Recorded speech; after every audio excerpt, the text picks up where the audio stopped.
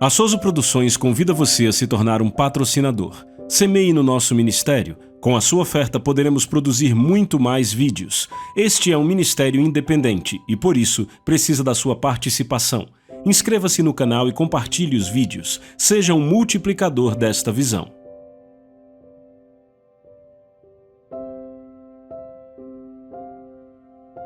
Os versículos usados nos vídeos que traduzimos nem sempre correspondem a versões em português. Muitas vezes precisamos traduzir do original em inglês para fazerem sentido no contexto do vídeo. Efésios capítulo 6, verso 10. O apóstolo Paulo está escrevendo para a grande igreja de Éfeso. E ele escreve: finalmente, meus irmãos, sede fortes no Senhor e na força do seu poder. Revesti-vos de toda a armadura de Deus para que possais estar firmes contra as astutas ciladas do diabo. Porque não lutamos contra a carne ou sangue, mas contra principados, contra potestades, contra os príncipes das trevas deste mundo e contra a maldade espiritual nos lugares celestiais. Portanto, tomai toda a armadura de Deus para que possais resistir no dia mau e, havendo feito tudo, ficar firmes. Mas hoje começaremos no verso 10, onde Paulo diz: finalmente, meus irmãos, sede fortes no Senhor e na força do seu poder. Se você trouxe caneta ou lápis, eu quero que você sublinhe várias palavras no verso 10. Primeiro, sublinhe a palavra finalmente. Finalmente, voltaremos daqui a pouco para ela. Segundo, sublinhe a palavra fortes. A palavra fortes. Então, sublinhe agora a palavra força e a palavra poder. Vamos falar dessas palavras hoje. Ele diz: finalmente, meus irmãos, sede fortes no Senhor e na força do seu poder. E note como ele começa esse versículo. Ele diz: finalmente, meus irmãos, repitam, finalmente.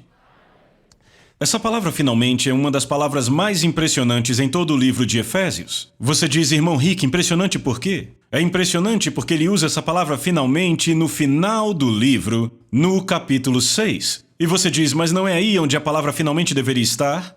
Bem, a palavra finalmente é a palavra grega toiloipon. E uma tradução melhor seria a seguinte: agora finalmente o assunto mais importante que temos. Eu sugiro que você anote isto.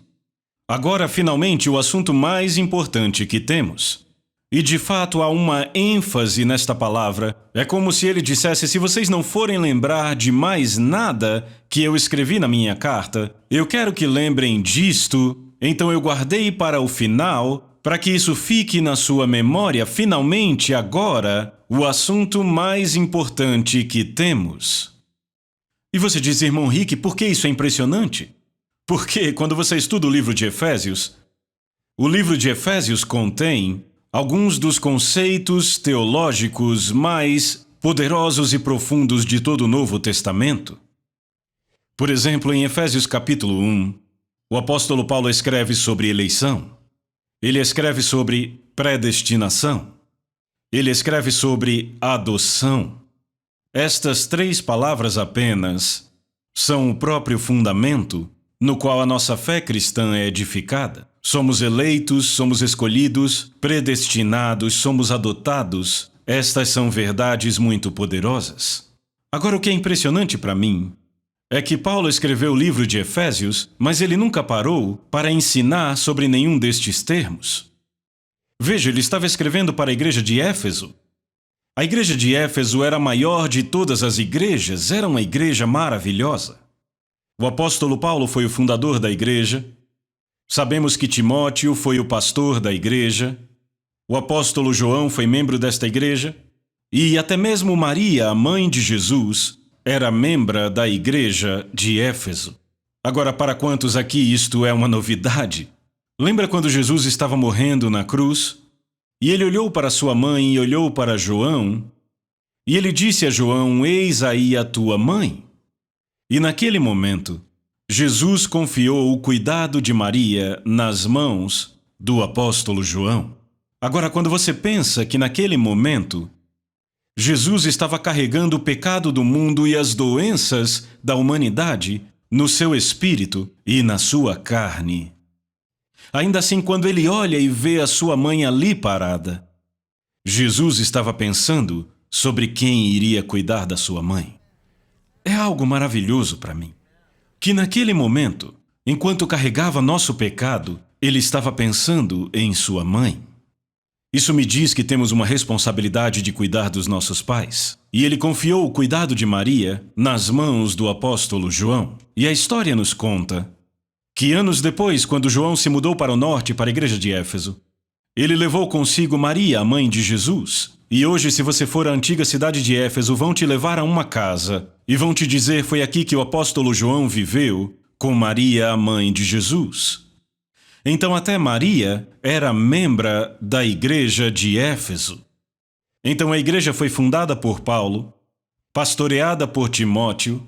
O ancião presidente e o irmão mais velho da igreja era o apóstolo João, e como membro da igreja, João escreveu o Evangelho de João, 1 João, 2 João, 3 João e o livro de Apocalipse, enquanto era membro desta igreja. Eu te digo, a igreja de Éfeso tinha melhor doutrina de escatologia e dos últimos tempos do que qualquer igreja que já existiu. O homem que escreveu Apocalipse ensinava na escola dominical, imagine, naquela igreja em Éfeso. E se houvesse qualquer pergunta sobre Jesus cuja resposta não estava escrita, você só precisava ir à primeira fileira, tocar no ombro da mãe de Jesus e dizer: Maria, eu queria te fazer uma pergunta sobre Jesus. Então esta igreja tinha acesso à revelação e à informação que até hoje nós não temos. Era uma igreja incrível e tão ensinada que quando Paulo escreve o grande livro de Efésios, ele usa esses termos elevados: adoção, predestinação, eleição, ser escolhido, todos esses termos. Hoje, você vai à universidade e estuda semanas e semanas e anos só tentando entender a palavra eleição, tentando entender a palavra predestinação. Mas para a igreja de Éfeso, ele nem parou para comentar sobre essas coisas, porque esta era uma igreja que já era ensinada. Ele só mencionou e lembrou a eles o que já sabiam. E isto é apenas o capítulo 1. E aí chegamos ao capítulo 2, onde ele escreve sobre a graça de Deus. E aí chegamos ao capítulo 3, onde ele escreve sobre o propósito eterno de Deus sendo revelado à igreja. E aí no capítulo 4, ele escreve sobre os 5 dons ministeriais e a plenitude de Cristo dentro da igreja. E aí chegamos no capítulo 5, onde ele descreve o relacionamento entre o homem e a sua esposa. E daí então chegamos ao capítulo 6, e depois de ter tratado de todas essas verdades poderosas e maravilhosas, chegamos ao versículo 10, onde ele diz: finalmente, tu Eloipon. Se vocês não lembrarem de nada do que eu disse, lembrem pelo menos disso. Eu deixei o mais importante para o final. Então, se não conseguirem lembrar de nada que eu disse a vocês, isto vai ficar nas suas mentes. Então, no que dizia respeito a Paulo, neste momento em particular, o assunto batalha espiritual era a coisa mais crítica que a igreja de Éfeso deveria ouvir. Agora, embora eles fossem uma igreja ensinada, fica muito claro lendo o livro de Efésios que eram uma igreja derrotada. Quando você lê o capítulo 4, descobre que estavam mentindo uns aos outros. A Bíblia diz que eles tinham amargura, tinham ira, falando mal entre eles. E você diz: como você sabe? Porque no grego temos uma proibição. Ele está dizendo para pararem com a maledicência, pararem com a malícia, pararem com a amargura, pararem com tudo isso. E de fato, no capítulo 4, verso 30, ele diz que o comportamento deles era tão ruim na igreja que agora estavam entristecendo o Espírito Santo. E a palavra entristecer vem do grego lupete, uma palavra que descreve um cônjuge que está machucado ou ofendido. Uma palavra só usada na relação entre marido e esposa, 2 amantes. Quando um homem descobria que a sua esposa havia cometido adultério com outra pessoa, a ferida, a tristeza disso era tão profunda que fazia com que o marido se encolhesse por suas feridas. E agora essa palavra é usada para descrever o que acontece com o Espírito Santo quando nós, como povo, como congregação, permitimos amargura, malícia, traição, roubo, todas essas atitudes em nosso meio. Isso entristece o Espírito de Deus. É quase como se o Espírito Santo dissesse: como você pôde fazer isso comigo? Depois que eu te selei, habitei em você, te dei o meu poder, te dei a minha vida. Agora como você pode agir como o mundo, pensar como o mundo, ser como o mundo? Ele quase sente como se a igreja tivesse cometido adultério contra ele. E se entristece porque feriram o Espírito de Deus. Frequentemente, isso acontece quando a salvação começa a desaparecer do altar da igreja. Quando o louvor e a adoração de uma igreja de repente caem mortos, a música está certa, mas não há a presença de Deus na igreja. É quando os dons do Espírito se evaporam e o que um dia já foi não é mais. Porque o Espírito de Deus, embora ainda esteja na igreja, recuou na sua presença porque foi machucado por aquela congregação. Era isso que estava acontecendo dentro da igreja de Éfeso. Então agora Paulo escreve e diz: finalmente, meus irmãos, para tratar do assunto mais importante que temos, finalmente, meus irmãos, sede fortes no Senhor e na força do seu poder. Notem que ele diz: sede fortes, repitam, sede fortes. E aí o apóstolo Paulo vai começar a tratar do assunto batalha espiritual. Mas antes de ele realmente entrar no assunto de batalha, primeiro, ele toca no assunto da força. Você não pode entrar na batalha espiritual a não ser que tenha força espiritual. Então, ao invés de pôr o carro na frente dos bois, Paulo começa passo número 1 e ele diz: deixa eu falar com vocês sobre força. Finalmente, meus irmãos, sede fortes no Senhor. Esta palavra fortes é a palavra grega enduo. Se você está anotando, soletra-se E-N-D-U-O. A palavra grega enduo. O prefixo en significa dentro, como se você fosse pôr algo dentro de um vaso ou dentro de algum tipo de recipiente. A palavra duo vem da palavra grega dunamis. Quantos já ouviram essa palavra antes? A palavra dunamis descreve um poder dinâmico e explosivo. E quando você junta as duas palavras, a palavra en e a palavra duo, forma a palavra enduo, e é a imagem de pegar um poder sobrenatural, dinâmico e explosivo e colocá-lo dentro de algum tipo de instrumento, ou pegar este poder e colocá-lo dentro de algum tipo de recipiente. Então a própria natureza dessa palavra no grego enduo não trata apenas de poder, mas é um poder especial, você deveria anotar isto, um poder especial que é projetado para ser posto dentro de algum tipo de recipiente. E nós somos esses recipientes. O apóstolo Paulo escreveu sobre isto em 2 Coríntios capítulo 4, verso 7, quando ele disse: temos, porém, este tesouro em vasos de barro, para que a excelência do poder seja de Deus e não de nós. E quando Paulo refletiu sobre o Espírito Santo estando dentro de mim e estando dentro de você, aquilo foi tão maravilhoso para ele, que ele chamou isto de um tesouro. A palavra tesouro é a palavra grega thesauros. Há um tipo de dicionário de inglês chamado thesaurus. O que é um thesaurus? É um tesouro de palavras. São palavras sobre palavras sobre palavras sobre palavras para descrever uma coisa. E agora Paulo usa a mesma palavra, a palavra grega thesauros, que significa que quando Paulo começou a descrever a habitação do Espírito Santo em nossas vidas, ele não tinha palavras suficientes para tratar do que ele sentia. Ele disse: não há palavras suficientes para descrever o quão rico, o quão poderoso, o quão maravilhoso isto é, este tesouro que foi colocado dentro desses vasos de barro.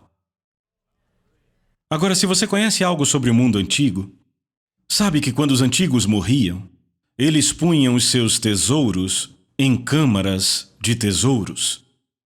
E de fato, normalmente, as salas onde punham seus tesouros era em si mesma um tesouro. Se você vai para o Egito e vê as câmaras onde os faraós punham seus tesouros, as paredes dessas câmaras são cobertas de ouro. Se você vai à Europa antiga e vê os cofres de séculos e séculos, às vezes milhares de anos atrás, as salas onde guardavam seus tesouros, a própria sala era digna de conter o tesouro. Mas quando chegamos ao Espírito Santo, Paulo diz que temos este tesouro, este inesgotável, indescritível tesouro, em vasos de barro. Vasos de barro vem do grego ostrakinos. Encontramos também no Velho Testamento. Lembram no Velho Testamento, quando punham os vasos em suas mãos e diziam para em certo momento apertar o vaso para quebrar e expor a luz? Aquele vaso era chamado ostrakinos. Era um vaso de barro que era tão frágil que só era necessário um pequeno aperto e você conseguia quebrar aquele vaso. E agora esta mesma palavra é a palavra que o apóstolo Paulo usa para descrever nossa carne humana, nossos corpos. E ele diz para pensarmos em Deus pegando o seu tesouro mais rico, mais poderoso e mais glorioso e colocá-lo dentro desse ostrakinos, desta carne frágil e quebradiça. Mas a outra razão para ele usar a palavra ostrakinos, ele estava escrevendo aos Coríntios neste livro.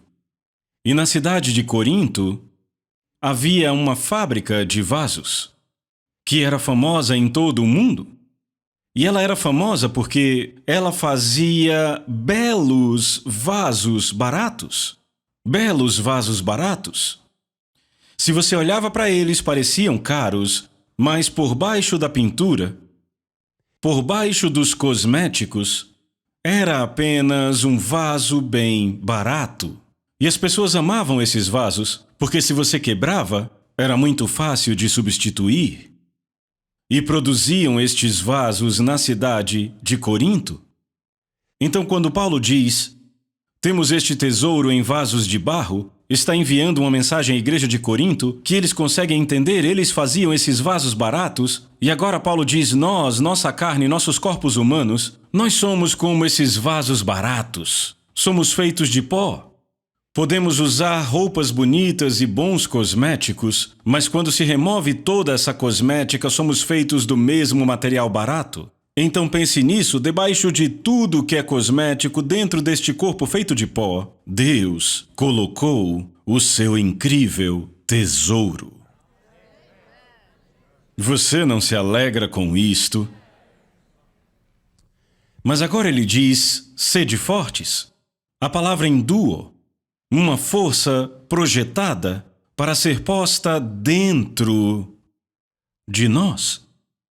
Agora encontramos essa palavra usada em Lucas 24, verso 49, onde ela é traduzida de forma correta para a língua inglesa, onde Jesus disse aos discípulos, permanecei na cidade de Jerusalém até que sejais revestidos, é a mesma palavra enduo traduzida da forma correta, até que sejam revestidos de poder do alto.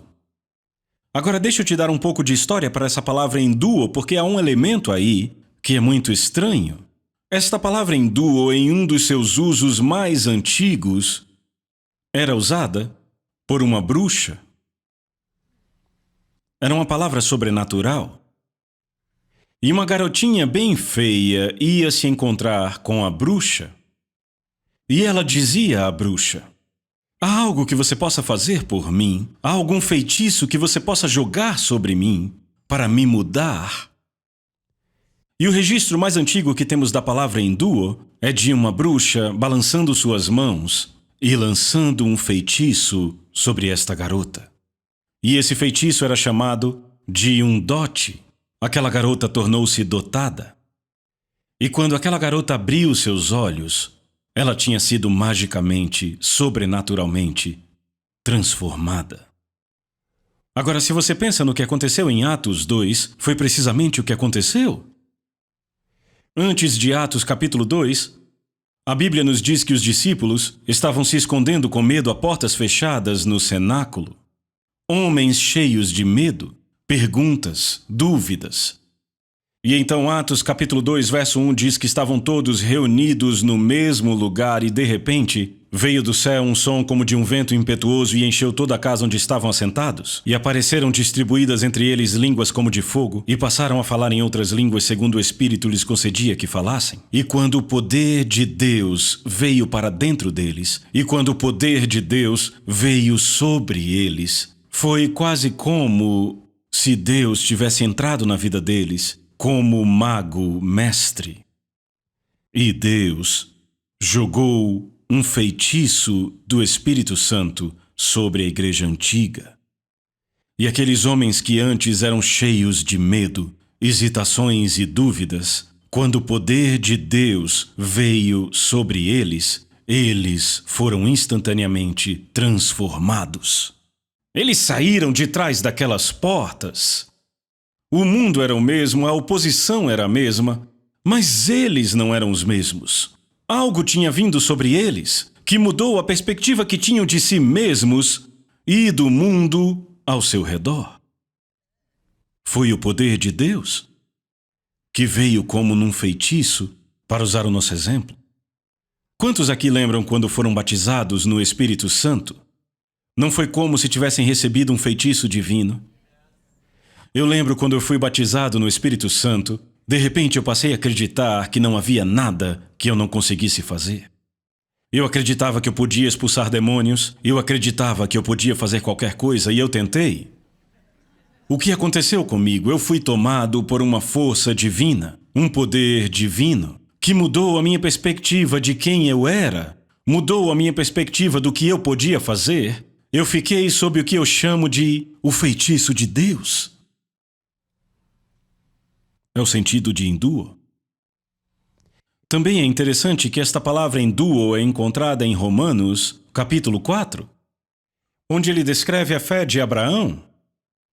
E em Romanos 4, a Bíblia nos diz que a fé de Abraão foi fortalecida. Temos a mesma palavra enduo, mas nesse caso foi traduzida como fortalecer e traz a ideia de algo que foi ficando maior, mais amplo, mais profundo, mais poderoso, à medida que se anda nisto. O que significa que quando você recebe o poder de Deus, esta é uma experiência que nunca deve ser diminuída em sua vida, mas quanto mais você anda nisto, é um poder que vai aumentando, ampliando, se aprofundando, ficando maior. A própria natureza desta palavra traz a ideia de uma experiência que vai crescendo. Muitos anos atrás, eu e Denise ministrávamos no Canadá. Estávamos ao norte do Canadá e vimos um belo riacho bem pequeno que já era o Rio Columbia.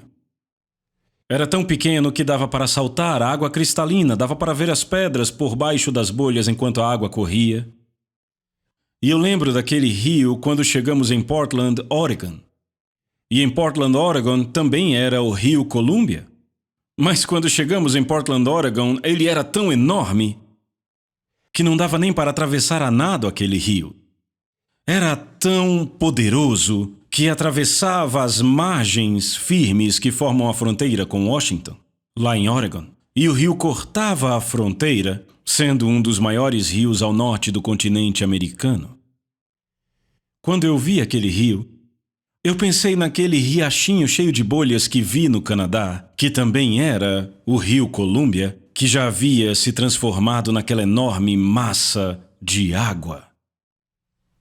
E Deus começou a falar comigo sobre o batismo no Espírito Santo. Sabe, enquanto eu crescia numa igreja batista, sempre se dizia, existe apenas um batismo no Espírito Santo e muitos enchimentos. E isto é verdade. Você só precisa ser batizado no Espírito Santo uma vez. Mas quando você é batizado no Espírito Santo, parece mesmo que é uma experiência enorme na hora. Mas de fato não é tão enorme assim, é apenas nova. É um riachinho cheio de bolhas. Jesus disse que são como rios de vida fluindo de dentro de você. Você entra em algo novo, em algo que é fresco. Mas depois disso, há vários enchimentos. E enquanto eu olhava para aquele enorme rio Columbia, eu pensei como aquele riachinho se tornou esta enorme massa de água. E a resposta é afluentes. À medida que ele desce outro rio, o alimenta, outro riacho flui para aquele rio, outro riacho vem, e outro, e outro, e outro, e outro, e outro, água fluindo de todos os lados, alimentando aquele veio inicial de água, até que ele vai ficando maior e mais poderoso, e se torna um enorme rio Colúmbia. E Deus falou comigo e disse: isto é como o batismo no Espírito Santo.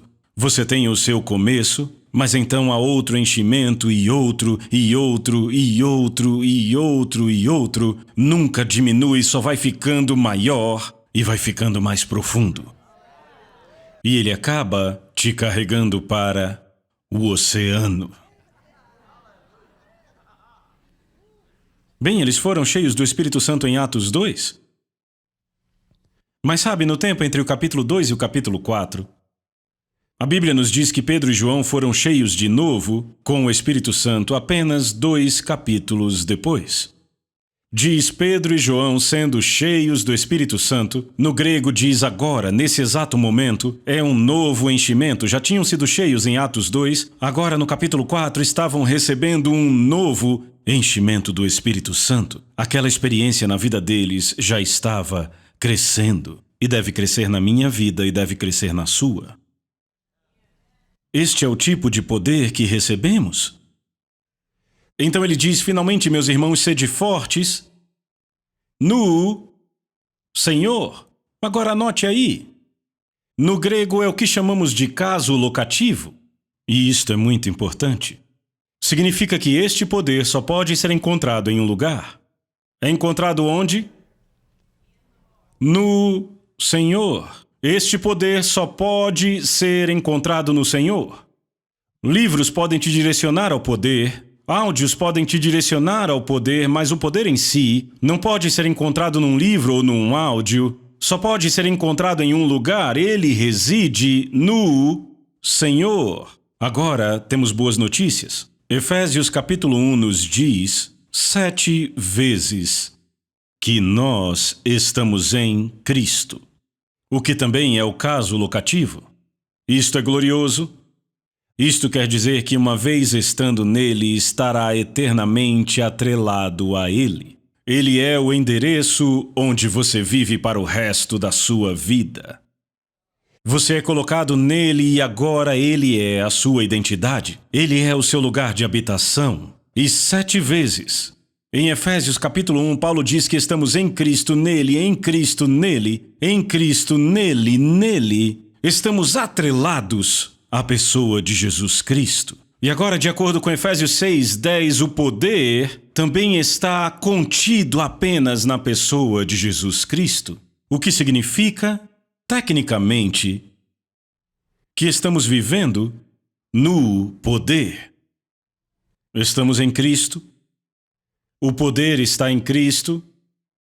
Estamos lado a lado com o poder, estamos respirando o poder, estamos andando no poder. Nós podemos não estar percebendo isto, mas não é difícil perceber porque não está longe de você. O poder está aqui, bem aqui, onde eu estou, porque eu estou neste lugar onde o poder está.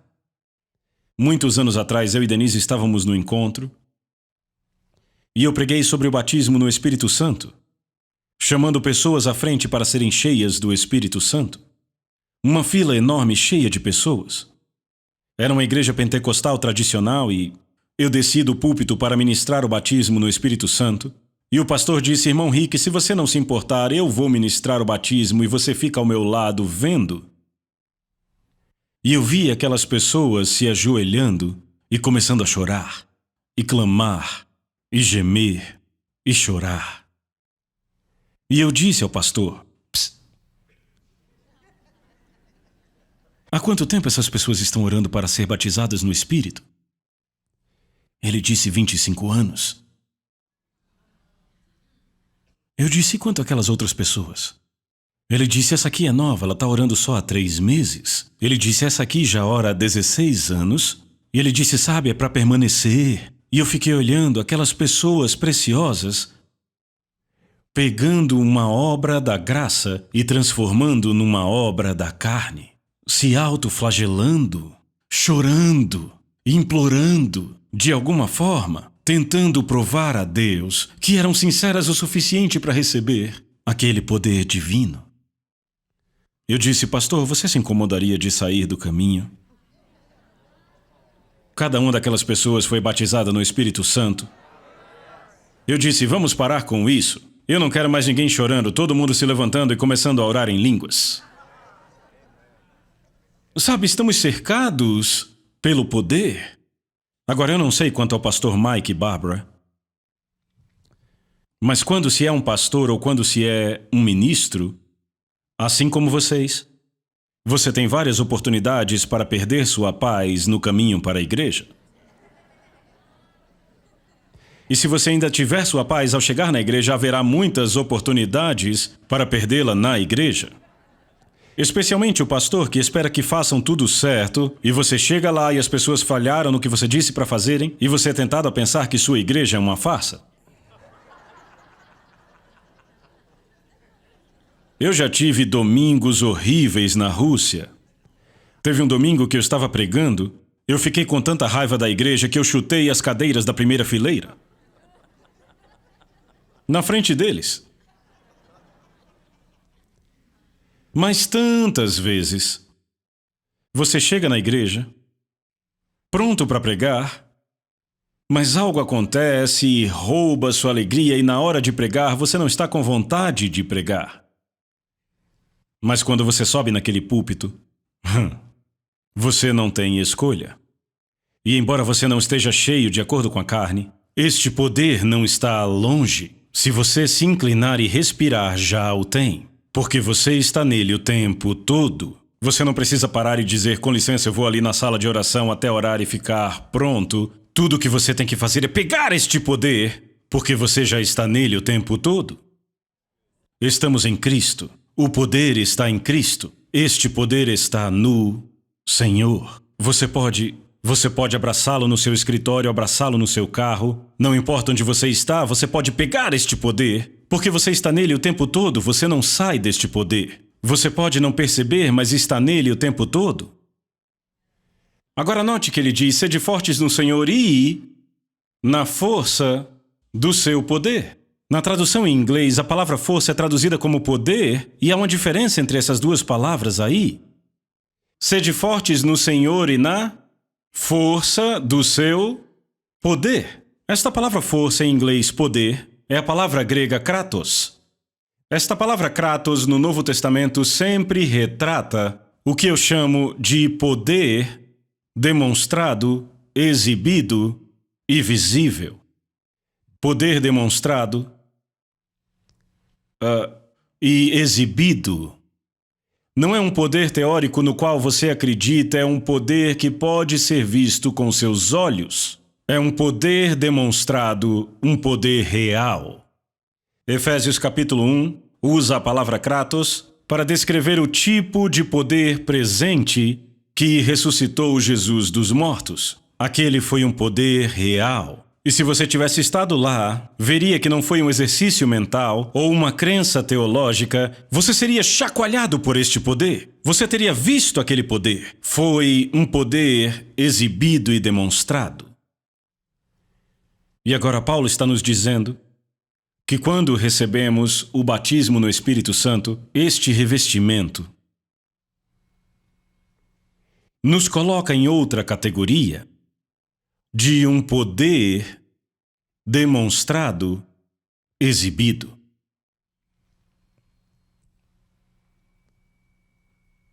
Antes de eu receber o batismo no Espírito Santo, eu não tinha desejos em realizar sinais e maravilhas. Mas quando eu recebi o batismo no Espírito Santo, tudo o que eu desejava eram sinais e maravilhas. Algo aconteceu em mim. Minha perspectiva mudou. Sobre mim, sobre o mundo ao meu redor, o que eu podia fazer. Este poder tinha entrado em mim e o poder que eu estou descrevendo aqui não entra em nós para que possamos dizer que somos pentecostais. Ele entra em nós para sair através de nós. Este é um poder que tem um desejo. Ele quer fazer algo. A própria natureza deste poder é demonstrar, é se exibir. Eu não sei você, mas quando eu fui batizado no Espírito Santo, eu queria curar todo mundo que eu pudesse, eu queria expulsar demônios, eu queria aquele poder demonstrado. Agora, eu não tinha ninguém para me ensinar como fluir no poder de Deus. Então eu não fazia tudo certo, mas o meu desejo estava certo. E de fato, se você já teve um forte desejo de ver o sobrenatural, entendendo que este é um mundo que está conectado com esse tipo de desejo, então é bom se analisar, porque pode ser que você já tenha recebido uma medida deste batismo no Espírito Santo. Porque quando esse batismo vem, ele te dá esse desejo do sobrenatural. Eu tentei de tudo. Eu tentei expulsar um demônio de um pregador batista. Eu e os meus amigos o amarramos no chão. Na universidade, dissemos, saia dele em nome de Jesus. E ele dizia, mas eu sou cristão, eu sou cristão. Eu dizia, demônio religioso, cale a boca, saia dele em nome de Jesus. Dia desses eu encontrei com um dos rapazes que estava comigo naquele dia. Ele disse, você lembra do dia que amarramos aquele cara e tentamos expulsar o demônio? Eu tentei curar aspiradores de pó. Tentei expulsar demônios de máquinas de lavar roupa. Veja, o desejo estava certo, eu só não sabia como usar o poder.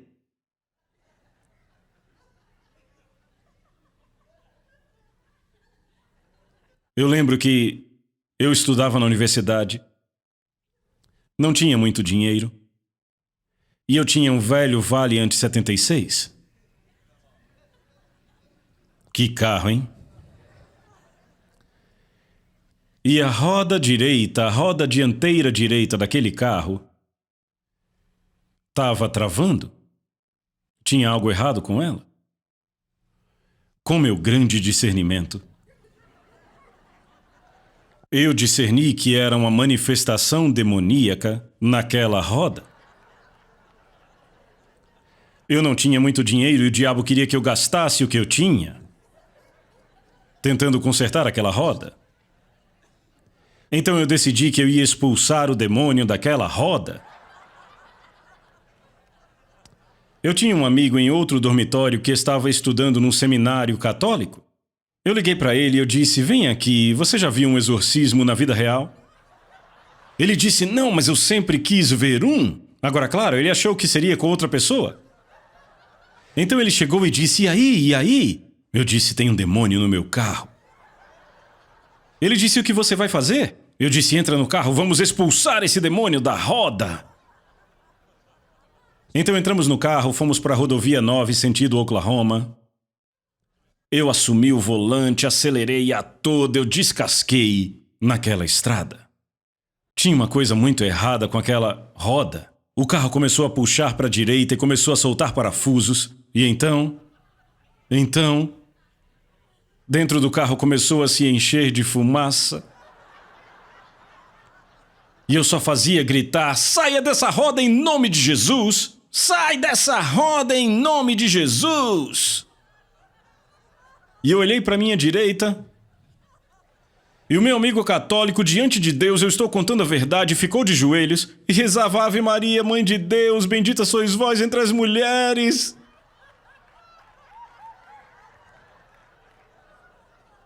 Daí o carro ficou tão quente que eu parei e saí correndo. Eu achei que ele ia explodir. Aí eu liguei pro meu pai. Eu disse, pai, tem algo errado com a roda do meu carro. Se você puder, vem aqui dar uma olhada. Aí meu pai chegou. Ele encostou. O eixo central estava completamente torcido. Sabe, como se alguém tivesse pegado e torcido aquela parte inteira do carro. O que eu fiz? Eu só estava dirigindo na estrada. E o meu pai era batista. E ele já achava que eu era doido porque eu orava em línguas. Ele olhou para mim e disse, filho, o que foi que você fez com esse carro? Bem, o que você diria se estivesse no meu lugar? Falando com seu papai batista? Você mentiria. Eu disse: pai, eu não sei o que aconteceu, eu apenas saí e já estava assim. Eu não conseguia contar que eu estava querendo exorcizar um demônio da roda. Uma vez eu estava dirigindo de Oklahoma para Norman, o carro cheio de amigos. A gente tinha que chegar num culto. E o pneu furou. Então eu tirei o pneu, peguei o step no porta-malas, coloquei o step no carro e pouco depois o step furou. Um amigo disse: ótimo, o que faremos?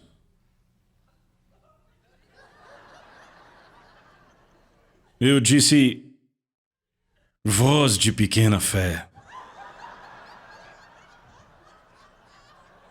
Eu disse: eu venho falando com vocês sobre o poder da confissão na palavra de Deus. Eu vou impor as mãos sobre este pneu e eu vou falar para ele, ele vai ser cheio. E eles: vai ser maravilhoso, maravilhoso. Nunca vimos nada assim. Então eu fiz eles formarem um círculo ao meu redor e eu me abaixei e impus as minhas mãos sobre aquele pneu e ordenei que ele fosse cheio, em nome de Jesus. Eu levantei e disseram: irmão Rick, nada aconteceu. Eu disse: vocês lembram? Quando Jesus curou os leprosos, a Bíblia nos diz que foram curados enquanto seguiam seu caminho.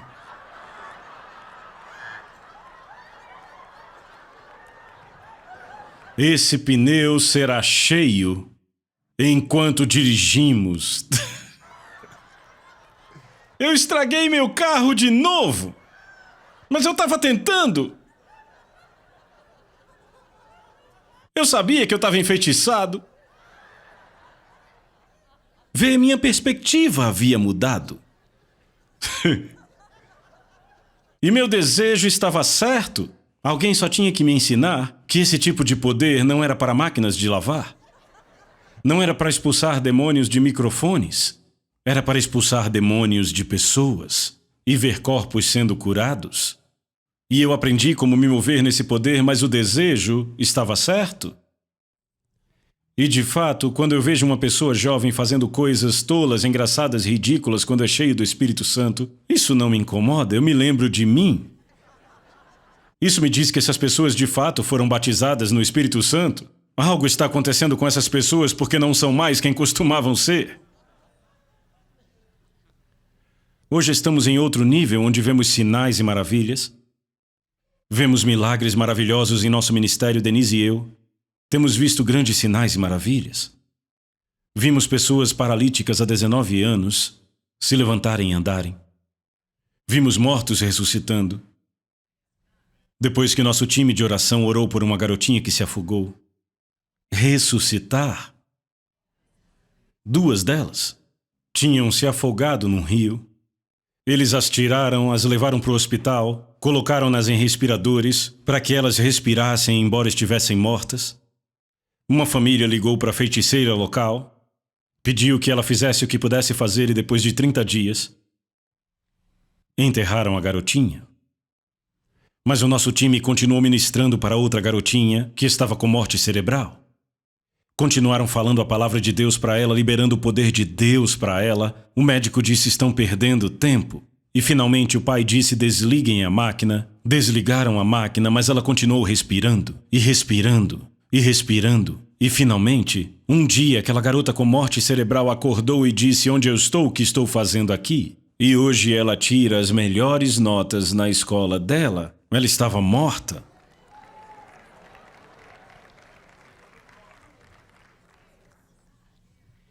Sinais e maravilhas incríveis. É para isto que esse poder serve.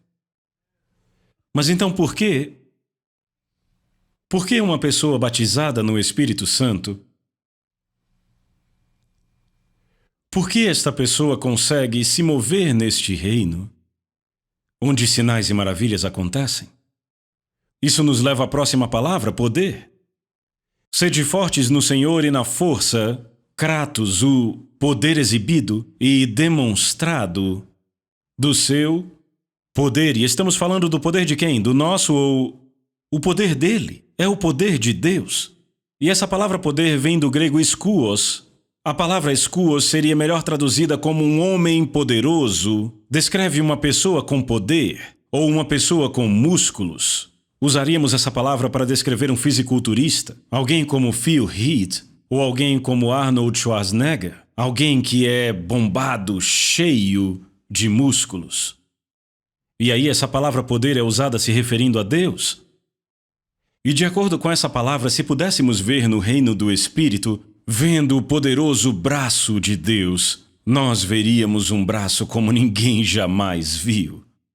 Eu digo que se víssemos Deus, entenderíamos que Ele sim é o Mister Universo. Ninguém jamais foi poderoso como é o braço de Deus. Foi com o seu braço que Ele abriu o Mar Vermelho. Foi com o seu braço que Ele alcançou as profundezas do inferno e arrancou Jesus do inferno. Ele ultrapassou a terra.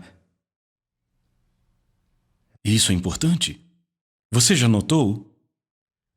Em Efésios 1, quando ele fala da ressurreição de Jesus dentre os mortos, ele fala do braço poderoso do poder de Deus, levantando Jesus das profundezas da terra e o pondo muito acima de principados e potestades. Satanás não é chamado de o príncipe da potestade do ar.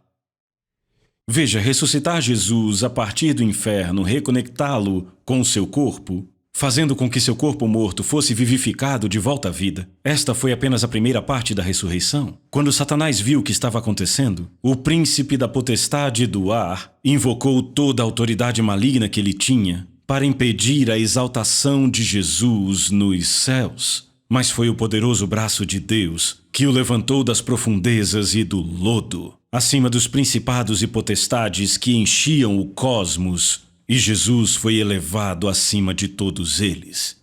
Este braço, só o braço de Deus, foi mais forte do que todos os poderes que Satanás conseguiu reunir.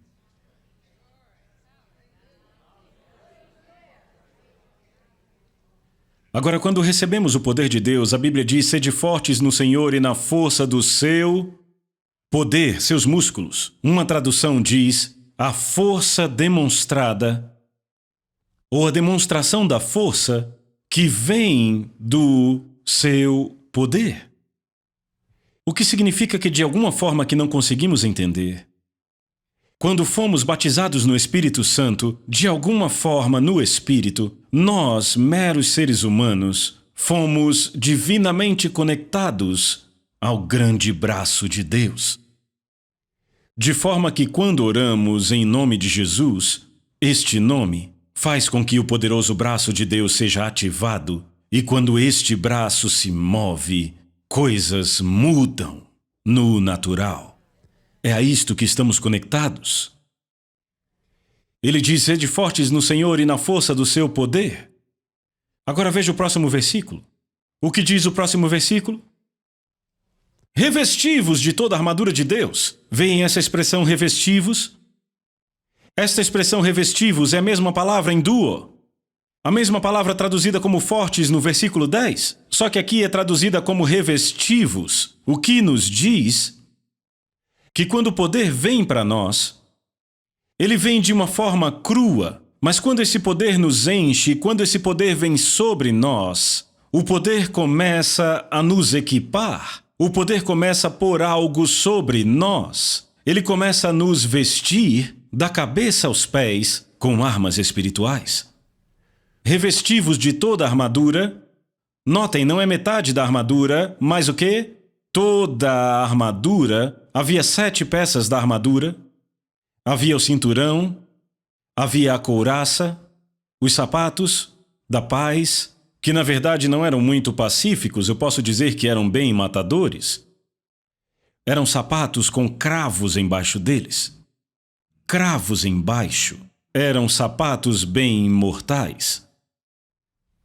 Achamos uma referência a eles em Romanos 16, verso 20. E também uma referência ao diabo. Não é impressionante que no grande livro de Romanos, em 16 capítulos, o diabo só é mencionado uma vez? Quando a Bíblia diz: e o Deus da paz esmagará em breve a Satanás debaixo dos vossos pés. Esta era uma referência a esses sapatos, estes calçados. E eis o que acontecia. Quando os soldados romanos estavam marchando numa parada, dava para ouvi-los chegando devido ao estampido que se ouvia quando marchavam na rua, aqueles cravos embaixo dos seus sapatos. E diziam que não havia ninguém tolo o suficiente para ficar no meio da rua. Nunca parem pedindo para alguém sair do meio. Vocês são soldados romanos. Vocês não param para ninguém. Se uma velhinha cai no meio da rua, vocês não param, aquela velhinha será atropelada por vocês. Se alguém protesta, continuem marchando, pisem em cima delas, continuem marchando até que elas virem carne de hambúrguer. E então ninguém nunca mais vai protestar no caminho de vocês. Era o que se dizia aos soldados romanos, e em Romanos 16:20 Paulo diz: "E o Deus da paz esmagará em breve a Satanás debaixo dos vossos pés." Ele está querendo dizer que o diabo não vai ousar ficar no meio do seu caminho, você não vai pedir para ele sair, apenas continue seguindo. E você tem a paz. Então tínhamos os sapatos, o cinturão, a couraça, havia o capacete, havia o escudo, havia a espada, havia a lança. E você não estaria completamente vestido até que tivesse todas estas peças da armadura. Mas quando se juntavam todas estas peças da armadura, para um soldado romano médio, aquilo pesava quase 55 quilos. Agora, o que aconteceria hoje se eu te vestisse com 55 quilos de roupas? Você conseguiria fazer algo? Você conseguiria correr? Como você se sentiria se, de repente, te pusessem 55 quilos de roupas? Se você fosse uma pessoa fraca, não conseguiria ir muito longe. Então, antes de Paulo tratar da armadura espiritual, ele precisa falar de força, porque você não consegue operar neste mundo se não tiver a força e o poder de Deus. Mas tem outra coisa gloriosa aqui. Ele diz: revestivos de toda a armadura. O que ele diz? De Deus. E o grego traz a ideia que é uma armadura que vem de Deus. Este é o caso ablativo. Revestivos de toda a armadura de Deus que vem de Deus. Vista-se com ela. E porque ela vem de Deus, quando você se veste com ela, você parece com Deus. É a armadura dele, ela vem de Deus. Ela te faz parecer com Deus. Agora, lembre-se do exemplo de Jesus. Jesus viveu na terra por 30 anos e ninguém sabia quem ele era. Jesus era salvo nos primeiros 30 anos? É claro que era. Ele nem precisava ser salvo, era o Filho de Deus. Ele era Deus. Mas será que ninguém aqui acha notável, marcante, que nos primeiros 30 anos ninguém sabia quem ele era? Jesus poderia passar perto de pessoas endemoniadas. E nos primeiros 30 anos, nenhum demônio gritou: "Eu sei quem você é, o Filho de Deus." É como se Jesus estivesse camuflado. Demônios não conseguiam ver quem ele era, embora fosse Filho de Deus. Mas quando Jesus foi ao Rio Jordão, onde foi batizado por João, e o Espírito de Deus veio sobre ele, e Jesus, como nós, foi batizado no poder do Espírito Santo, algo deve ter mudado em sua aparência no reino do Espírito, porque quando ele chegou em casa e andou pelas mesmas ruas que vinha andando há 30 anos, passando pelos mesmos endemoniados que ele conheceu a vida inteira, de repente começaram a gritar: "Eu sei quem você é! Você é o Santo de Deus!" Por que não gritavam assim antes? Algo mudou em Jesus no reino do Espírito. Ele parecia diferente agora. E pela primeira vez em sua vida humana, ele se tornou reconhecível para os poderes demoníacos. O que significa que um cristão sem o batismo no Espírito Santo não é nem muito reconhecível ao diabo. Mas quando você recebe o batismo no Espírito Santo, de repente, você se veste com uma armadura que o diabo reconhece. É como uma luz neon andando pelas ruas. O próprio Deus, aí vem ele. Esta é a roupa de Deus. O diabo pode ver isto. Eu lembro muitos anos atrás, na cidade de São Francisco, ministrávamos numa congregação filipina. E depois do culto, eu levei minha mãe a Chinatown. Estávamos em Chinatown para comer alguma coisa 1h da manhã, e eu podia ver na nossa frente. Havia um homem endemoniado, mas ele não conseguia nos ver, estava muito na nossa frente. E à medida que nos aproximamos dele, andando naquela direção, eu ouvi falando mal de Deus. Ele estava olhando naquele sentido, e de repente começou a xingar Deus. Ele deu meia volta e olhou para mim, e uma voz endemoniada começou a falar através dele. Ele começou a cuspir e começou a xingar. E minha preciosa mãe Batista me agarrou pelo braço e disse: Rick, o que está acontecendo? Eu disse: mãe, esse demônio está me fazendo ganhar o dia.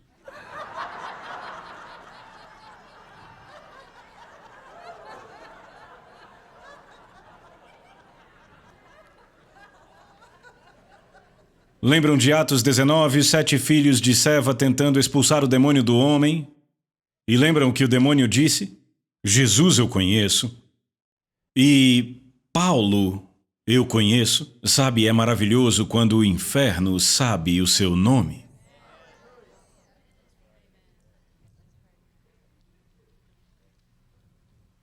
Revesti-vos de toda a armadura de Deus, para poderdes ficar firmes contra as ciladas do diabo. Contra é a palavra grega anti, significa ser contra em postura, ser contra na mente. Nós não estamos mais sendo perseguidos, agora nos tornamos os perseguidores. Sabe, eu rio às vezes. Perdoem-me, eu não quero soar negativo. Mas às vezes os crentes americanos me fazem rachar o bico.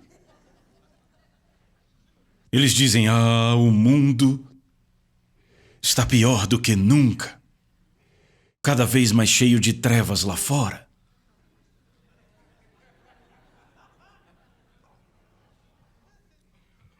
Sabia que está cada vez mais brilhante lá fora? Trevas, do que você está falando? Tem uma igreja em cada esquina. Dizem: sim, mas está cada vez mais escuro, mesmo com estas igrejas cada vez mais escuro. Transporte-se para o 1º século. Vamos falar de trevas. Logo que a igreja entrou em cena, não havia igrejas, havia um governo hostil, o ocultismo já estava enraizado na própria vida. Havia feiticeiros, bruxos e magos que aconselhavam cada imperadores que acreditavam que eram o próprio Deus em carne. O planeta inteiro envolvido no ocultismo, exceto os judeus e a igreja. Amigos, isto aqui são trevas.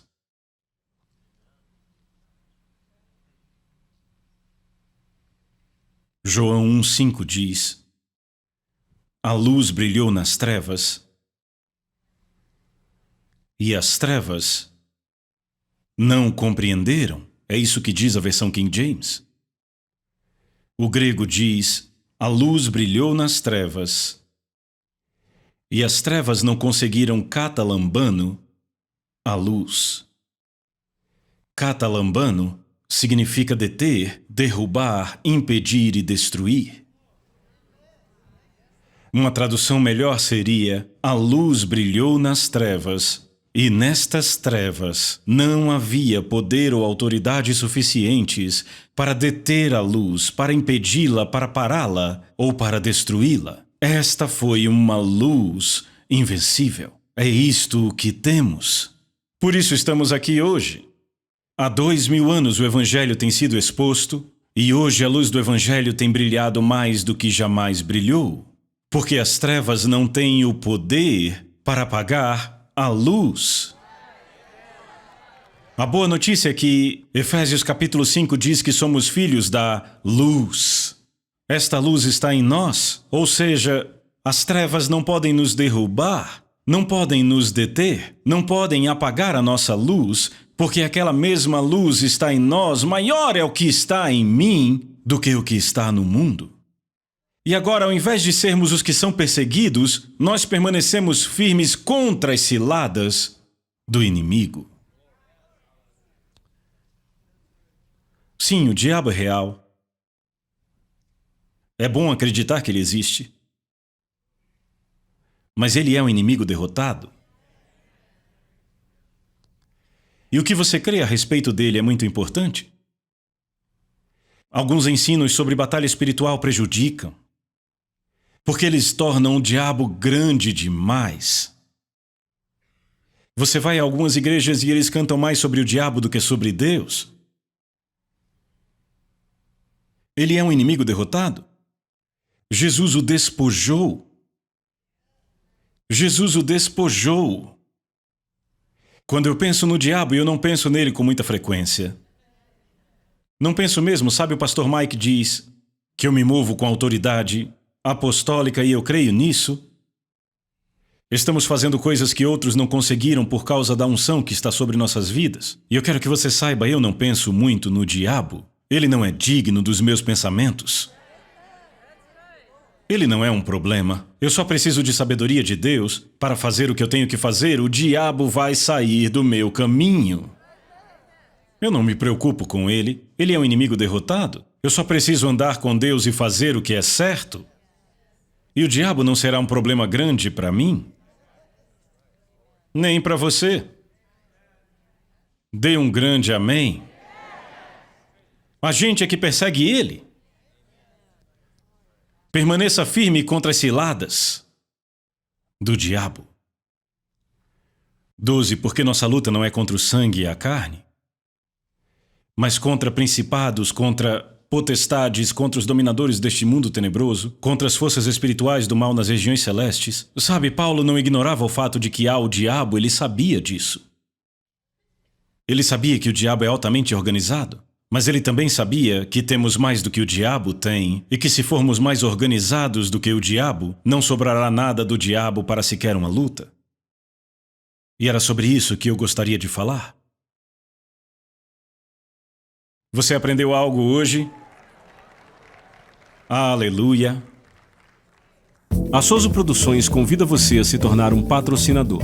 Semeie no nosso ministério. Com a sua oferta poderemos produzir muito mais vídeos. Este é um ministério independente e, por isso, precisa da sua participação. Inscreva-se no canal e compartilhe os vídeos. Seja um multiplicador desta visão.